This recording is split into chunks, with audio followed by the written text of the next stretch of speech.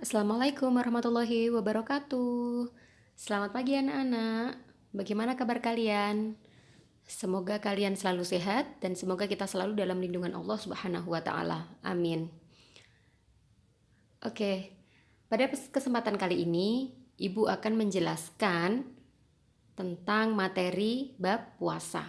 Jadi, fikih kita hari ini kita akan belajar tentang puasa. Setelah pada bab 1, kita belajar tentang sujud syukur dan bab 2 adalah sujud tilawah.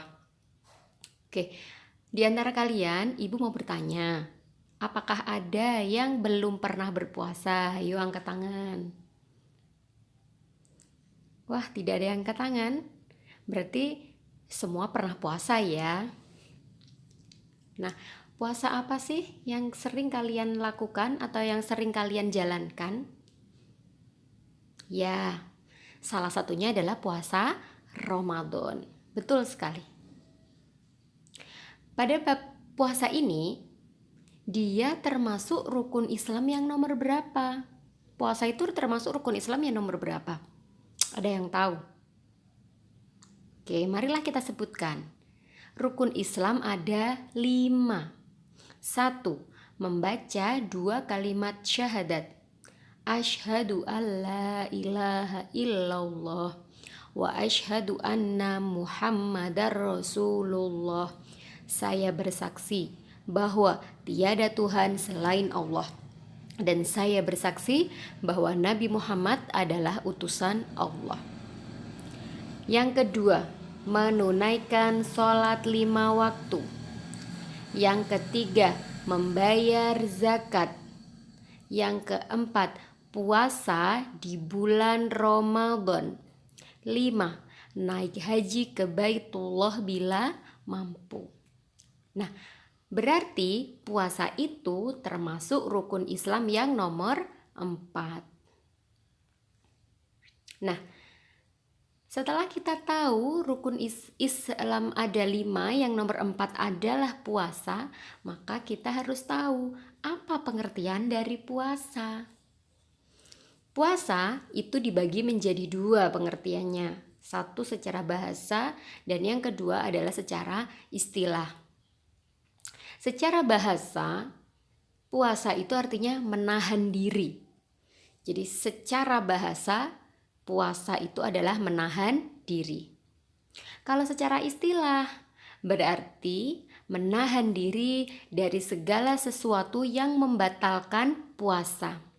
Apa saja yang membatalkan puasa? Seperti makan, minum, merokok, dan lain sebagainya. Tetapi menahan diri di sini bukan hanya menahan diri dari makan dan minum saja, tetapi menahan diri dari hawa nafsu, menahan diri dari marah, menahan diri dari menggunjing teman, menahan diri dari berbohong, dan lain sebagainya. Jadi puasa itu menahan diri dari segala sesuatu yang membatalkan puasa. Dari kapan? Mulai kapan kita menahan dirinya? Yaitu mulai dari terbit fajar atau ketika imsak. Batas terakhir kita makan itu adalah imsak. Setelah imsak berkumandang, maka kita tidak boleh makan, minum, dan hal-hal yang lain yang membatalkan puasa sampai terbenam matahari atau sampai adzan maghrib berkumandang. Jadi lebih dari 12 jam kita tidak boleh makan, minum, kemudian kita tidak boleh berbohong, kita tidak boleh marah, kita tidak boleh menggunjing teman, dan lain sebagainya, karena dapat mengurangi pahala puasa. Oke, sudah tahu ya kita pengertian puasa baik secara bahasa maupun istilah. Baiklah, kita lanjutkan. Macam-macam puasa. Ternyata anak-anak, puasa itu banyak macamnya. Padahal yang kita tahu, puasa itu hanya puasa Ramadan saja. Tetapi pada kenyataannya, puasa itu banyak sekali macamnya. Puasa dibagi menjadi 3 bagian. 1, puasa wajib. 2 puasa sunnah, dan yang ketiga adalah puasa haram. Puasa wajib. Wajib itu artinya apa? Wajib itu artinya bila kita mengerjakan sesuatu itu, maka kita akan mendapat pahala. Jika tidak dikerjakan akan mendapat dosa. Jadi puasa wajib itu yang harus kita kerjakan. Kalau tidak kerjakan, maka kita berdosa. Contohnya adalah puasa di bulan Ramadan. Yang kedua adalah puasa sunnah. Dilihat dari katanya sunnah, yaitu bila dikerjakan mendapat pahala, bila ditinggalkan tidak apa-apa, tidak berdosa. Jadi boleh kita lakukan. Kita nggak kerjakan juga boleh. Tapi kalaupun kita mengerjakan, kita akan mendapatkan pahala. Contohnya apa saja? 1. Puasa Senin Kamis. Puasa Nabi Daud. Puasa Nabi Daud itu puasa hari ini, besok tidak puasa. Puasa besoknya lagi tidak puasa. Jadi diselang-seling. Hari ini puasa, besoknya tidak. Begitu seterusnya. Dan puasa pada hari Arafah dan Tarwiyah. Puasa pada hari Arafah dan Tarwiyah itu adalah puasa pada tanggal 8 dan 9 Zulhijjah. Maaf, di situ Tarwiyah dulu baru Arafah.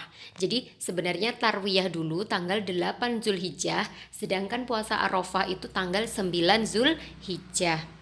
Jadi bukan diwajibkan, disunahkan. Kita sebagai umat muslim ketika datang hari-hari tersebut, ketika kita mau berpuasa, maka kita akan mendapatkan pahala sunnah. Yang ketiga adalah puasa haram. Loh, Bu, ternyata puasa itu ada yang diharamkan. Iya, puasa itu ada yang diharamkan. Yaitu pada kapan kita nggak boleh puasa? Yang pertama, pada tanggal 1 Syawal.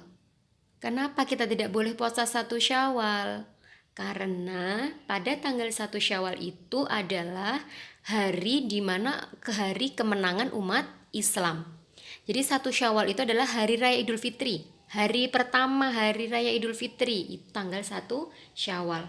Kita tidak boleh berpuasa, haram. Kenapa? Karena tanggal 1 Syawal itu tadi adalah hari kemenangan umat Islam. Setelah berjuang selama 1 bulan penuh melaksanakan puasa. Jadi kemenangannya umat Islam pada tanggal 1 Syawal tadi. Kita tidak boleh berpuasa. Kalau tanggal 2 Syawal boleh berpuasa? Boleh, silahkan. Pahalanya semakin besar. Karena apa? Ya karena banyak makanan. Kita kan kalau tanggal 1 hari raya kan kita berkunjung ke rumah saudara, ke rumah tetangga, banyak makanan. Nah, sedangkan kita berpuasa seperti itu boleh, pahalanya sangat besar sekali. Silahkan. Dan puasa haram yang berikutnya adalah puasa pada hari tasyrik. Hari tasyrik itu jatuh pada tanggal 11, 12, dan 13 Zulhijjah. Jadi pada tanggal itu kita tidak boleh berpuasa. Nah, setelah kita tahu apa itu macam-macam puasa, maka kita harus tahu hukum puasa Ramadan. Nah, pada bab ini kita hanya terfokus pada materi bab puasa Ramadan saja. Puasa wajibnya saja. Tapi secara keseluruhnya, baik secara rukun, syarat wajib, syarat sah, baik puasa satu dengan puasa yang lain, baik puasa wajib maupun puasa sunnah itu sama. Tetapi yang membedakan hanya hukumnya saja. Oke, hukum puasa Ramadan adalah wajib, harus dikerjakan, harus dilakukan. Oleh siapa? Oleh umat Islam yang sudah balik, berakal sehat, dan suci dari haid dan nifas. Itu bagi kaum wanita. Kalau kaum laki-laki bagaimana? Kaum laki-laki tidak ada halangan apapun kecuali sakit yang parah misalkan, ataupun bepergian dengan jarak yang jauh, boleh orang laki-laki tidak berpuasa. Tapi kalau hanya alasannya malas, tidak boleh. Karena pada dasarnya laki-laki itu tidak ada penghalang untuk melakukan ibadah. Kalau perempuan kan ketika haid tidak boleh sholat, tidak boleh puasa, tidak boleh tawaf dan lain sebagainya. Tapi kalau laki-laki insya Allah tidak ada yang menghalangi ketika mau beribadah. Nah, selanjutnya adalah dalil tentang puasa. Dalil itu apa sih? Dalil itu adalah landasan hukum atau dasar hukum yang mewajibkan kita sebagai seorang Islam untuk berpuasa. Ada pada surat Al-Baqarah ayat 183 yang artinya wahai orang-orang yang beriman, diwajibkan atas kamu berpuasa sebagaimana diwajibkan atas orang-orang sebelum kamu agar kamu bertakwa. Kalau kita lafalkan bareng-bareng jadi seperti ini. Bismillahirrahmanirrahim. Ya ayyuhalladzina amanu kutiba alaikumussyiyam. Kutiba alaikumussyiyam kama kutiba alal ladzina min qablikum la'allakum tattaqun. Nah, pada surat Al-Baqarah ayat 183 di situ terdapat hukum atau dalil yang mewajibkan kita sebagai umat Islam untuk berpuasa. Rukun puasa. Rukun puasa itu adalah segala sesuatu yang harus kita laksanakan. Jika salah satunya terlewati, maka hukumnya jadi tidak sah. Nah, rukun puasa yang pertama ada niat. Niatnya bagaimana? Ada yang hafal?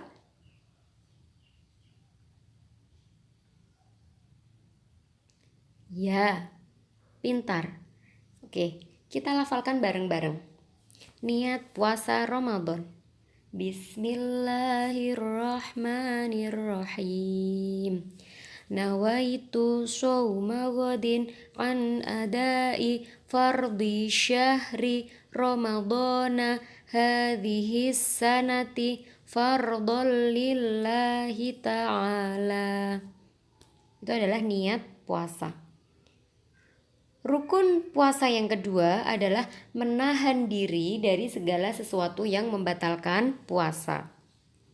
Seperti yang sudah Ibu katakan tadi, yang membatalkan puasa itu selain makan minum adalah juga kita menahan diri dari hawa nafsu seperti marah, menggunjing, mencuri, dan lain sebagainya yang perkara yang tidak disukai oleh Allah. Mulai dari kapan kita menahan diri? Yaitu mulai dari terbit fajar atau waktu imsak sampai terbenam matahari.